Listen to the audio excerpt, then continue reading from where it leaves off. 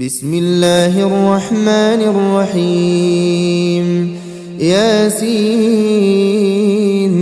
والقرآن الحكيم إنك لمن المرسلين على صراط مستقيم تنزيل العزيز الرحيم لتنذر قوما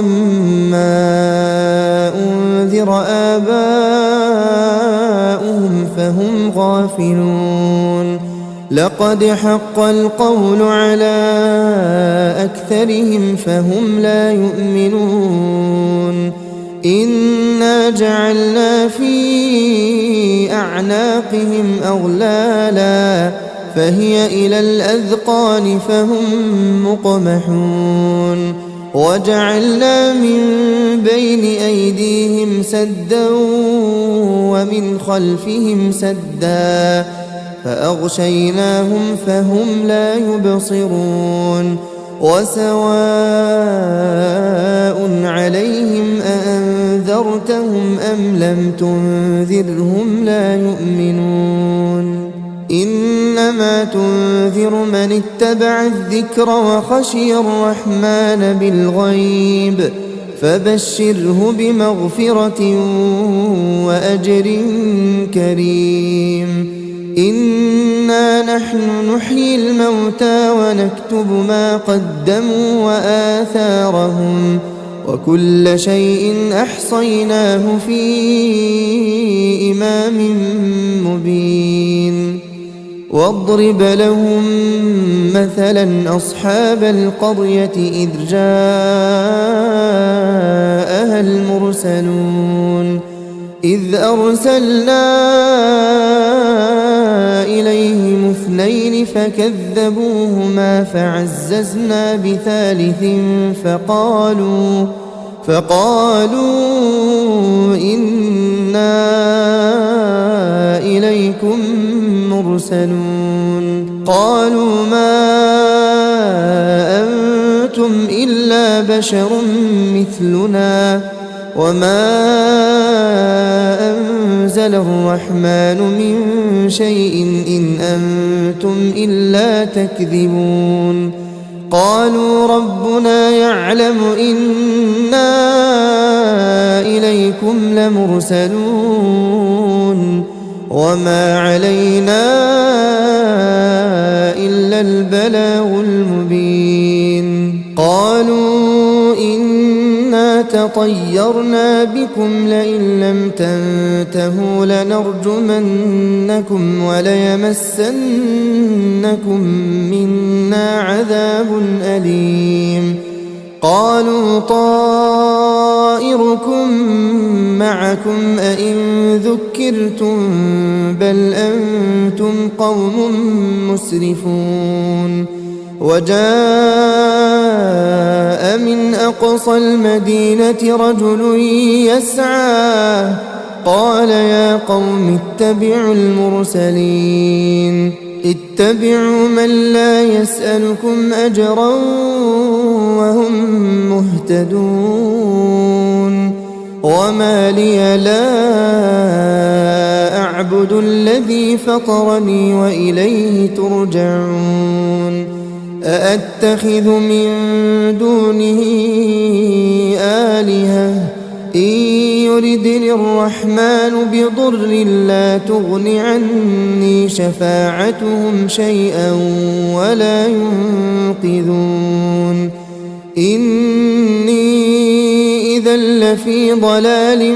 مبين إني آمنت بربكم فاسمعون قيل ادخل الجنة قال يا ليت قومي يعلمون بما غفر لي ربي وجعلني من المكرمين وما أنزلنا على قومه من بعده من جند من السماء وما كنا منزلين إن كانت إلا صيحة واحدة فإذا هم خامدون يا حسرة على العباد ما يأتيهم من رسول إلا كانوا به يستهزئون ألم يروا كم أهلكنا قبلهم من القرون أنهم إليهم لا يرجعون وإن كل لما جميع لدينا محضرون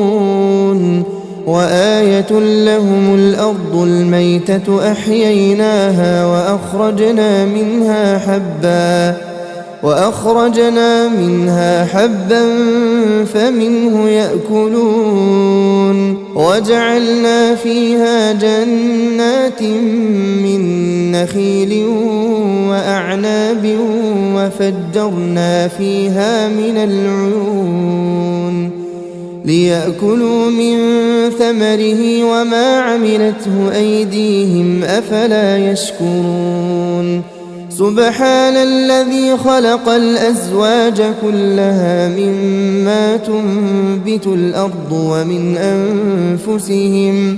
ومن أنفسهم ومما لا يعلمون وآية لهم الليل نسلخ منه النهار فإذا هم مظلمون والشمس تجري لمستقر لها ذلك تقدير العزيز العليم والقمر قدرناه منازل حتى عاد كالعرجون القديم لا الشمس ينبغي لها أن تدرك القمر ولا الليل سابق النهار وكل في فلك يسبحون وآية لهم أنا حملنا ذريتهم في الفلك المشحون وخلقنا لهم من مثله ما يركبون وإن نشأ نغرقهم فلا صريخ لهم ولا هم ينقذون إلا رحمة منا ومتاعا إلى حين وإذا قيل لهم اتقوا ما بين أيديكم وما خلفكم لعلكم ترحمون وما تأتيهم من آية من آيات ربهم إلا كانوا عنها معرضين وإذا قيل لهم أنفقوا مما رزقكم الله قال الذين كفروا للذين آمنوا أنطعم من لو يشاء الله أطعمه إن أنتم إلا في ضلال مبين ويقولون متى هذا الوعد إن كنتم صادقين ما ينظرون إلا صيحة واحدة تأخذهم وهم يخصمون فلا يستطيعون توصية ولا إلى أهلهم يرجعون ونفخ في الصور فإذا هم من الأجداث إلى ربهم ينسلون قالوا يا ويلنا من بعثنا من مرقدنا هذا ما وعد الرحمن وصدق المرسلون إن كانت إلا صيحة واحدة فإذا هم جميع لدينا محضرون فاليوم لا تظلم نفس شيئا ولا تجزون إلا ما كنتم تعملون إن أصحاب الجنة اليوم في شغل فاكهون هم وأزواجهم في ظلال على الأرائك متكئون لهم فيها فاكهة ولهم ما يدعون سلام قولا من رب رحيم وامتازوا اليوم أيها المجرمون ألم أعهد إليكم يا بني آدم ألا تعبدوا الشيطان إنه لكم عدو مبين وأن اعبدوني هذا صراط مستقيم ولقد أضل منكم جبلا كثيرا أفلم تكونوا تعقلون هذه جهنم التي كنتم توعدون اصلوها اليوم بما كنتم تكفرون اليوم نختم على أفواههم وتكلمنا أيديهم وتشهد أرجلهم بما كانوا يكسبون ولو نشاء لطمسنا على أعينهم فاستبقوا الصراط فأنى يبصرون ولو نشاء لمسخناهم على مكانتهم فما استطاعوا مضيا ولا يرجعون ومن نعمره ننكسه في الخلق أفلا يعقلون وما علمناه الشعر وما ينبغي له إن هو إلا ذكر وقرآن مبين لينذر من كان حيا ويحق القول على الكافرين أولم يروا أنا خلقنا لهم مما عملت أيدينا أنعاما فهم لها مالكون وذللناها لهم فمنها ركوبهم ومنها يأكلون ولهم فيها منافع ومشارب أفلا يشكرون واتخذوا من دون الله آلهة لعلهم ينصرون لا يستطيعون نصرهم وهم لهم جند محضرون فلا يحزنك قولهم إنا نعلم ما يسرون وما يعلنون أولم ير الإنسان أنا خلقناه من نطفة فإذا هو خصيم مبين وضرب لنا مثلا ونسي خلقه قال من يحيي العظام وهي رميم قل يحييها الذي أنشأها أول مرة وهو بكل خلق عليم الذي جعل لكم من الشجر الأخضر نارا فإذا أنتم منه توقدون أوليس الذي خلق السماوات والأرض بقادر على أن يخلق مثلهم بلى وهو الخلاق العليم إنما أمره إذا أراد أراد شيئا أن يقول له كن فيكون فسبحان الذي بيده ملكوت كل شيء وإليه ترجعون.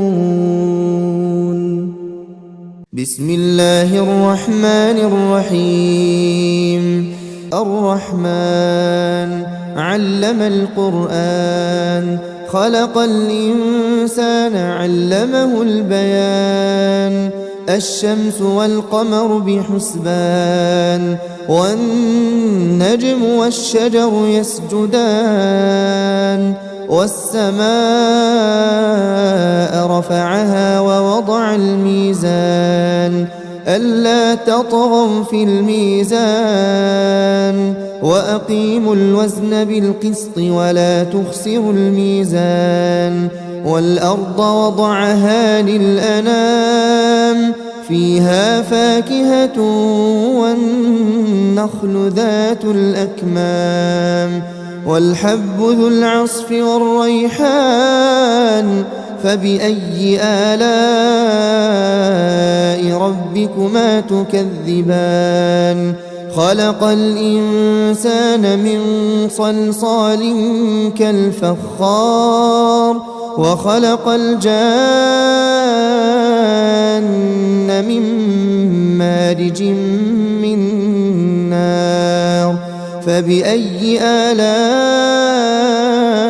ربكما تكذبان رب المشرقين ورب المغربين فبأي آلاء ربكما تكذبان مرج البحرين يلتقيان بينهما برزخ لا يبغيان فبأي آلاء ربكما تكذبان يخرج منهما اللؤلؤ والمرجان فبأي آلاء ربكما تكذبان وله الجوار المنشآت في البحر كالأعلام فبأي آلاء ربكما تكذبان كل من عليها فان ويبقى وجه ربك ذو الجلال والإكرام فبأي آلاء ربكما تكذبان يسأله من في السماوات والأرض كل يوم هو في شأن فبأي آلاء ربكما تكذبان سنفرغ لكم أيها الثقلان فبأي آلاء ربكما تكذبان يا معشر الجن والإنس إن استطعتم أن تنفذوا من أقطار السماوات والأرض فانفذوا لا تنفذون إلا بسلطان فبأي آلاء ربكما تكذبان يرسل عليكما شواظ من نار ونحاس فلا تنتصران فبأي آلاء ربكما تكذبان فإذا انشقت السماء فكانت وردة كالدهان فبأي آلاء ربكما تكذبان فيومئذ لا يسأل عن ذنبه إنس ولا جان فبأي آلاء ربكما تكذبان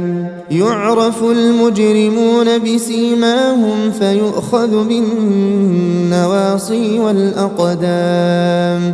فبأي آلاء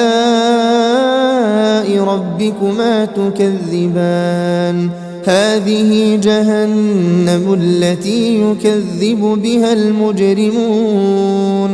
يطوفون بينها وبين حميم آن فبأي آلاء ربكما تكذبان ولمن خاف مقام ربه جنتان فبأي آلاء ربكما تكذبان ذواتا أفنان فبأي آلاء ربكما تكذبان فيهما عينان تجريان فبأي آلاء ربكما تكذبان فيهما من كل فاكهة زوجان فبأي آلاء ربكما تكذبان متكئين على فرش بطائنها من استبرق وجنى الجنتين دان فبأي آلاء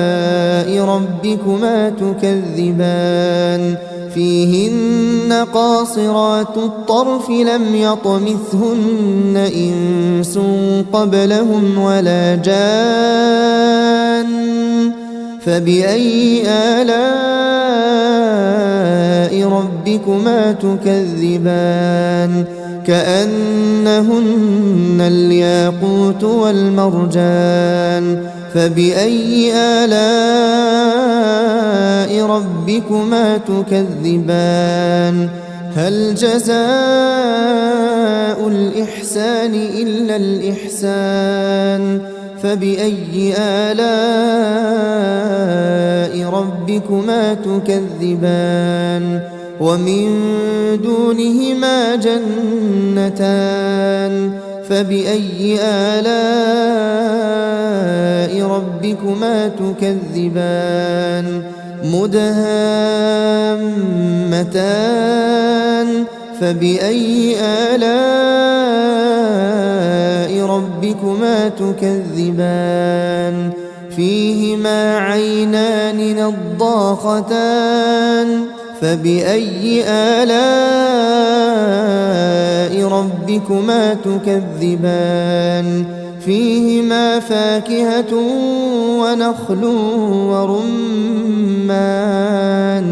فبأي آلاء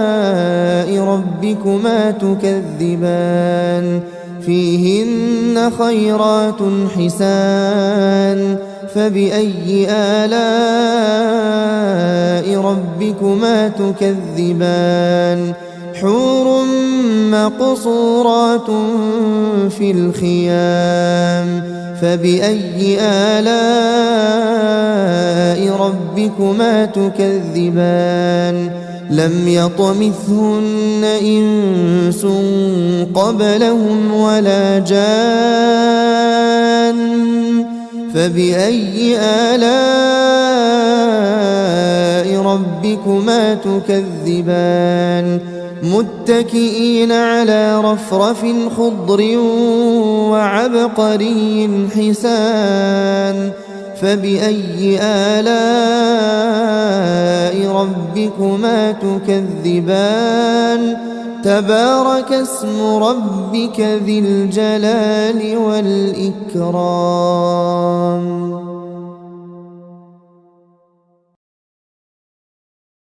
بسم الله الرحمن الرحيم إذا وقعت الواقعة ليس لوقعتها كاذبة خافضة رافعة إذا رجت الأرض رجا وبست الجبال بسا فكانت هباء منبثا وكنتم أزواجا ثلاثة فأصحاب الميمنة ما أصحاب الميمنة وأصحاب المشأمة ما أصحاب المشأمة والسابقون السابقون أولئك المقربون في جنات النعيم ثلة من الأولين وقليل من الآخرين على سرر موضونة متكئين عليها متقابلين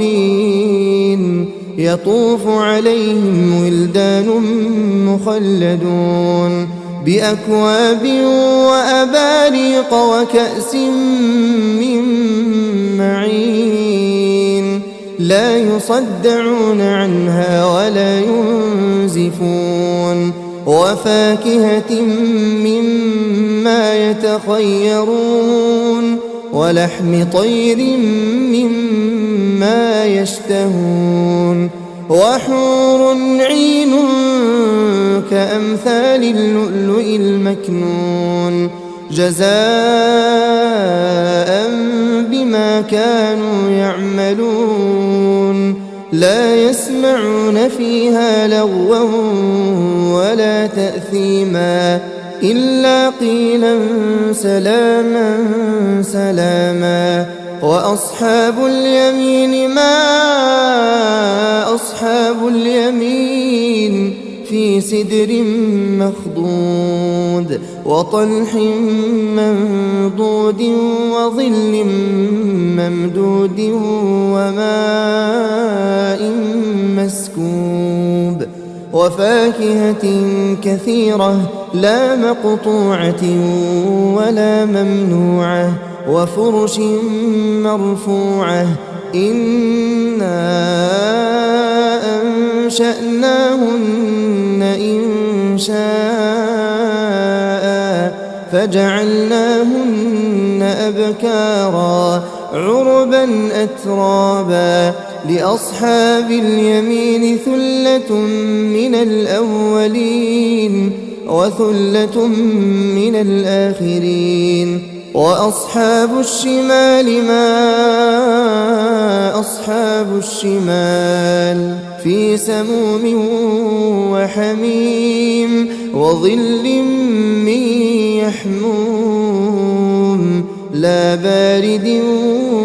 ولا كريم إنهم كانوا قبل ذلك مترفين وكانوا يصرون على الحنث العظيم وكانوا يقولون أئذا متنا وكنا ترابا وعظاما أئنا لمبعوثون أوآباؤنا الأولون قل إن الأولين والآخرين لمجموعون إلى ميقات يوم معلوم ثم إنكم أيها الضالون المكذبون لآكلون من شجر من زقوم فمالئون منها البطون فشاربون عليه من الحميم فشاربون شرب الهيم هذا نزلهم يوم الدين نحن خلقناكم فلولا تصدقون أفرأيتم ما تمنون أأنتم تخلقونه أم نحن الخالقون نحن قدرنا بينكم الموت وما نحن بمسبوقين على أن نبدل أمثالكم وننشئكم فيما لا تعلمون ولقد علمتم النشأة الأولى فلولا تذكرون أفرأيتم ما تحرثون أأنتم تزرعونه أم نحن الزارعون لو نشاء لجعلناه حطاما فظلتم تفكهون إنا لمغرمون بل نحن محرومون أفرأيتم الماء الذي تشربون أأنتم أنزلتموه من المزن أم نحن المنزلون لو نشاء جعلناه أجاجا فلولا تشكرون أفرأيتم النار التي تورون أأنتم أنشأتم شجرتها أم نحن المنشئون نحن جعلناها تذكرة ومتاعا للمقوين فسبح باسم ربك العظيم فلا أقسم بمواقع النجوم وإنه لقسم لو تعلمون عظيم إنه لقرآن كريم في كتاب مكنون لا يمسه إلا المطهرون تنزيل من رب العالمين أفبهذا الحديث أنتم مدهنون وتجعلون رزقكم أنكم تكذبون فلولا إذا بلغت الحلقوم وأنتم حينئذ تنظرون ونحن أقرب إليه منكم ولكن لا تبصرون فلولا إن كنتم غير مدينين ترجعونها إن كنتم صادقين فأما إن كان من المقربين فروح وريحان وجنة نعيم وأما إن كان من أصحاب اليمين فسلام لك من أصحاب اليمين وأما إن كان من المكذبين الضالين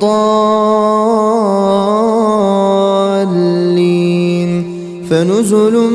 من حميم وتصلية جحيم إن هذا لهو حق اليقين فسبح باسم ربك العظيم بسم الله الرحمن الرحيم تبارك الذي بيده الملك وهو على كل شيء قدير الذي خلق الموت والحياة ليبلوكم أيكم أحسن عملا وهو العزيز الغفور الذي خلق 7 سماوات طباقا ما ترى في خلق الرحمن من تفاوت فارجع البصر هل ترى من فطور ثم ارجع البصر كرتين ينقلب إليك البصر خاسئا وهو حسير ولقد زينا السماء الدنيا بمصابيح وجعلناها رجوما للشياطين وأعتدنا لهم عذاب السعير وللذين كفروا بربهم عذاب جهنم وبئس المصير إذا ألقوا فيها سمعوا لها شهيقا وهي تفور تكاد تميز من الغيظ كلما ألقي فيها فوج سألهم سألهم خزنتها ألم يأتكم نذير قالوا بلى قد جاءنا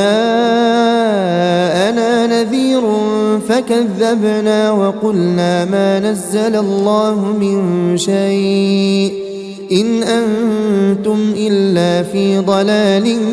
كبير وقالوا لو كنا نسمع أو نعقل ما كنا في أصحاب السعير فاعترفوا بذنبهم فسحقا لأصحاب السعير إن الذين يخشون ربهم بالغيب لهم مغفرة وأجر كبير وأسروا قولكم أو اجهروا به إنه عليم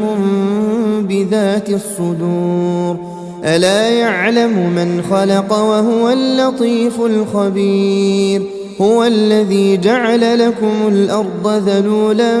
فامشوا في مناكبها وكلوا من رزقه وإليه النشور أأمنتم من في السماء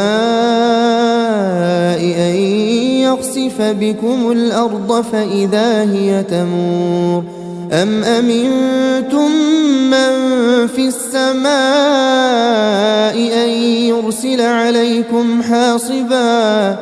فستعلمون كيف نذير ولقد كذب الذين من قبلهم فكيف كان نكير أولم يروا إلى الطير فوقهم صافات ويقبضن ما يمسكهن إلا الرحمن إنه بكل شيء بصير أمن هذا الذي هو جند لكم ينصركم من دون الرحمن إن الكافرون إلا في غرور أمن هذا الذي يرزقكم إن أمسك رزقه بل لجوا في عتو ونفور أفمن يمشي مكبا على وجهه أهدى أمن يمشي سويا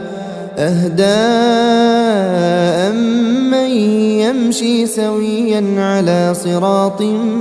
مستقيم قل هو الذي أنشأكم وجعل لكم السمع والأبصار والأفئدة قليلا ما تشكرون قل هو الذي ذرأكم في الأرض وإليه تحشرون ويقولون متى هذا الوعد إن كنتم صادقين قل إنما العلم عند الله وإنما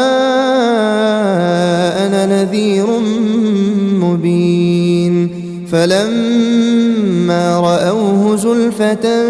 سيئت وجوه الذين كفروا وقيل هذا الذي كنتم به تدعون قل أرأيتم إن أهلكني الله ومن معي أو رحمنا فمن يجير الكافرين من عذاب أليم قل هو الرحمن آمنا به وعليه توكلنا فستعلمون من هو في ضلال مبين قل أرأيتم إن أصبح ماؤكم غورا فمن يأتيكم بماء